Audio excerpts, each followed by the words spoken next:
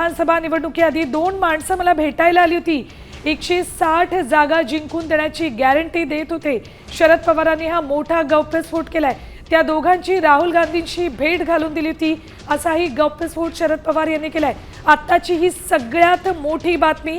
सर्वात आधी साम टीव्हीवर 2 माणसं विधानसभा निवडणुकीआधी भेटायला आली होती आणि 160 जागा जिंकून देण्याची गॅरंटी देत होते, असं शरद पवारांनी गौप्यस्फोट केलेला आहे. या माणसांची आपण राहुल गांधींशी भेट घालून दिली होती, असंही ते म्हणतायत.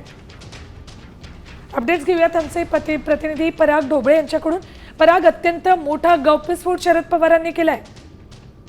नक्कीच ज्या आपण गेल्या काही दिवसांपासून ज्या घडामोडी पाहतोय, निवडणूक आयोगावर सातत्यानं प्रश्नचिन्ह उपस्थित करत आहे, त्याच अनुषंगाने जेव्हा राहुल गांधींच्या प्रश्नावर त्यांना विचारणा केली तेव्हा शरद पवार स्वतः म्हणाले की मला 2 माणसं भेटायला आली होती, 160 जागा निवडून आणण्याची गॅरंटी देतो, अशा पद्धतीचा उल्लेख जो आहे ते त्यांनी केला होता. त्या व्यक्तीची मी राहुल गांधीशी भेट सुद्धा घालून दिली असं सुद्धा म्हणायला, मात्र राहुल गांधींनी या सगळ्यात आपण पडायला नको अशा पद्धतीचं उत्तर दिल्याचं असल्याचं सुद्धा शरद पवार यांनी स्वतः पत्रकार परिषदेमध्ये नागपुरात बोलताना सांगितलंय. त्यामुळे हा मोठा गौप्यस्फोटच म्हणावा लागेल. मात्र ती 2 माणसं कोण होती, कुठल्या अनुषंगाने 160 जागा निवडून देण्याची गॅरंटी देत होती, या सगळ्या गोष्टीचा जे आहे खुलासा पुढच्या काळात होतो का हे सुद्धा आता पाहावं लागणार आहे.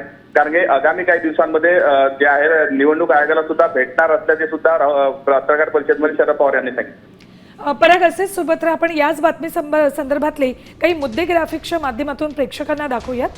विधानसभा निवडणुकीआधी 2 माणसं भेटायला आली होती, असं शरद पवारांनी गौप्यस्फोट केलाय. 160 जागा जिंकून देण्याची त्या दोघांनीही गॅरंटी दिली होती. तर त्या दोघांची राहुल गांधींशी भेट घालून दिली, असंही यावेळेला शरद पवारांनी सांगितलंय. यात आपण पडायला नको असा आपला आणि राहुल गांधींचा निर्णय झाला.